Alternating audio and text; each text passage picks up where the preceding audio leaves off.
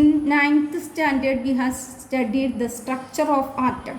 According to the Niels Bohr, atom has a center called nucleus, and the nucleus contains positively charged protons and neutral charged neutrons.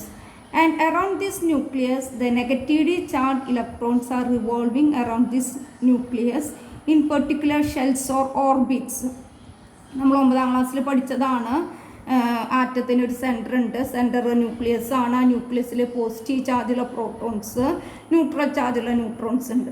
Negative ചാർജുള്ള electrons ന്യൂക്ലിയസിന് ചുറ്റും പ്രത്യേക ഓർബിറ്റിൽ കറങ്ങുന്നു എന്നുള്ള ആറ്റത്തിൻ്റെ സ്ട്രക്ചർ നമ്മൾ പഠിച്ചതാണ്.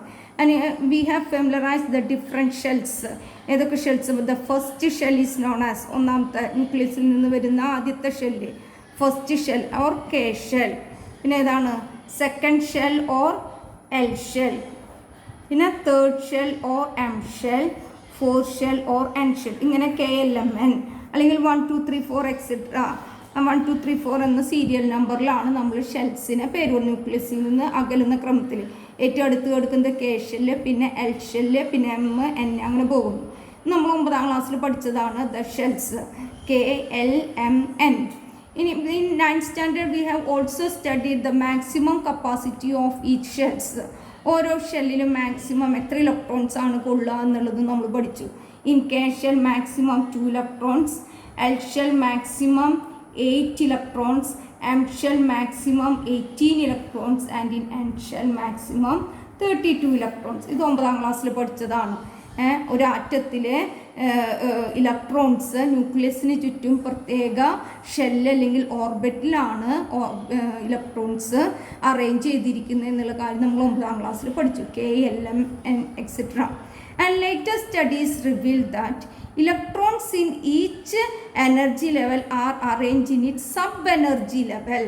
പിന്നീടുള്ള പഠനങ്ങൾ എന്ത് വെളിവായി?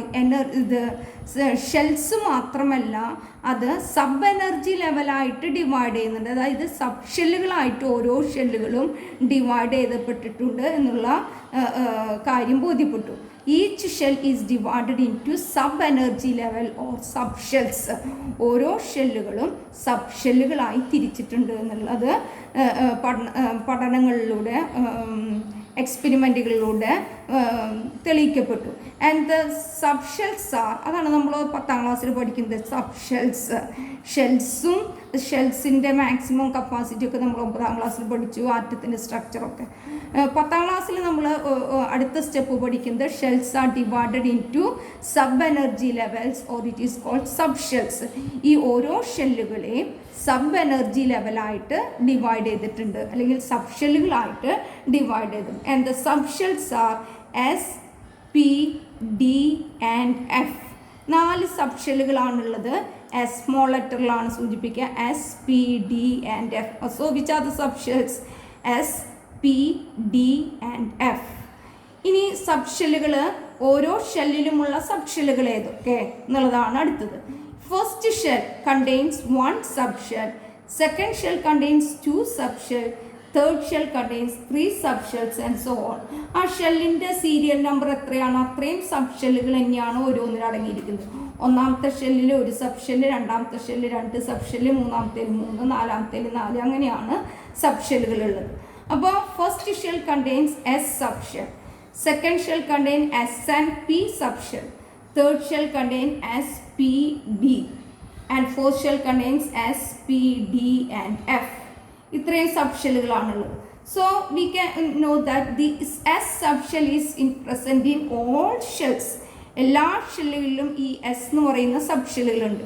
P എന്ന് പറയുന്ന സബ് ഷെല്ല്, രണ്ടാമത്തെ ഷെല്ല് തൊട്ട് P എന്ന് പറയുന്ന സബ് ഷെല്ലുണ്ട്. So to identify this sub shells are numbered as the S subshell in the first shell is denoted as 1s. The S subshell in second shell is denoted as 2s and 2p. The subshells in the third shell is denoted as 3s, 3p and 3d. And the subshells in the fourth shell is denoted as 4s, 4p, 4d and 4f. അപ്പോൾ particular ഷെല്ലിലുള്ള common ആയിട്ട് നമ്മൾ ചോദിക്കണം which are the sub shells എന്ന് പറഞ്ഞാൽ എന്തൊക്കെ പറയാം? S, P, D and F എന്ന് പറയും. ഇനി പെർട്ടിക്കുലർ ആയിട്ട് ചോദിക്കും which are the sub shells in the first shell. എന്ന് ചോദിക്കുകയാണെങ്കിൽ എന്ന് പറയണം 1s. Which are the subshells in the third shell? 3s, 3p and 3d. അങ്ങനെ വേണം പറയാനായിട്ട്. അപ്പോൾ the subshells in the first shell is 1s. The subshells in the second shell is 2s and 2p. The subshells in the third shell is 3s, 3p, 3d, and the subshells in the fourth shell is 4s, 4p, 4d, and 4f. And what is the capacity of these subshells? ഈ സബ്ഷെല്ലുകളിൽ ഇലക്ട്രോണിൻ്റെ maximum capacity എത്രയാണ്? S subshell contain maximum 2 electrons. P subshell contains maximum 6 electron. D subshell contains maximum 10 electron. And F subshell contains maximum 14 electrons. അപ്പോൾ ഓരോ സബ്ഷെല്ലും കൊള്ളാവുന്ന പരമാവധി ഇലക്ട്രോണിൻ്റെ എണ്ണമാണ് പറയുന്നത്. S സബ്ഷെല്ലിൽ 2 electron, പിയിലെ 6 ഇലക്ട്രോൺ, ഡിയിലെ 10 ഇലക്ട്രോൺ, എഫിലെ 14 electron. So in the first shell, K shell, the subshell is 1s. So 1s contains maximum 2 electrons and thus 2 electron is denoted here as subscript. S 1s എന്ന് എഴുതിയതിൻ്റെ തൊട്ട് മുകളിൽ subscript ആയിട്ടാണ് ഈ ഇലക്ട്രോൺസിൻ്റെ എണ്ണം സൂചിപ്പിച്ചത്. So 1s 2. ഈ 1siലുള്ള electron 2 electron ഉണ്ടെങ്കിൽ നമുക്ക് എങ്ങനെ സൂചിക്കാം? 1s 2. ഇനി 1 ഇലക്ട്രോൺ ഉള്ളെങ്കിൽ എങ്ങനെ എഴുതാം? 1s 1 എന്ന് എഴുതാം. അപ്പോൾ മാക്സിമം 2 ഇലക്ട്രോൺ ആണ് എസ് സബ്ഷെൽ ഉൾക്കൊള്ളുക. So 1s 2. അത് നമ്മൾ മുകളിലായിട്ടാണ് എഴുതുന്നത്. So the maximum capacity of 2s subshell is 2. 2siലാണെങ്കിലും എത്ര തന്നെയാണ് മാക്സിമം കൊള്ളുക? 2 ഇലക്ട്രോൺ. 2pയിലാവുമ്പോൾ maximum 6 electron. അപ്പോൾ ഇവിടെ ടോട്ടൽ എത്ര ഇലക്ട്രോൺ വന്നു? 8 ഇലക്ട്രോൺ. നമ്മൾ നേരത്തെ പറഞ്ഞു എൽ ഷെല്ലിൽ 8 ഇലക്ട്രോൺ ആണ്. അപ്പോൾ 2sലും 2pയിലും കൂടുമ്പോൾ 8 ഇലക്ട്രോൺ. ഇവിടെ 2 electron. Next third shell 3s2, 3p6, 3d 10. 3dയിൽ 10 ഇലക്ട്രോൺ ആണ് ഓക്യുപ്പൈ ചെയ്യാനായിട്ട് സാധിക്കും. അപ്പോൾ മാക്സിമം എത്ര ഇലക്ട്രോൺ ആയി? 18 electron. And in N shell, 4 shell, 3s2, 4p6, 4d10, 4s2, 4p6, 4d10, 4f14. Maximum കപ്പാസിറ്റിയാണ് ഇവിടെ എഴുതുന്നത്. അപ്പോൾ മൊത്തം എത്ര ഇലക്ട്രോൺ ആയി? 32 ഇലക്ട്രോൺ. അപ്പോൾ എസ് സബ്ഷെല്ലിൽ 2 ഇലക്ട്രോൺ നമുക്കറിയാം. What is the maximum capacity of D subshell? 10 electron. F subshell 14 electrons. P subshell 6 electron and S subshell 2 electrons. അപ്പോൾ 4 സബ്ഷെല്ലുകളാണുള്ളത്, S, P, D and F.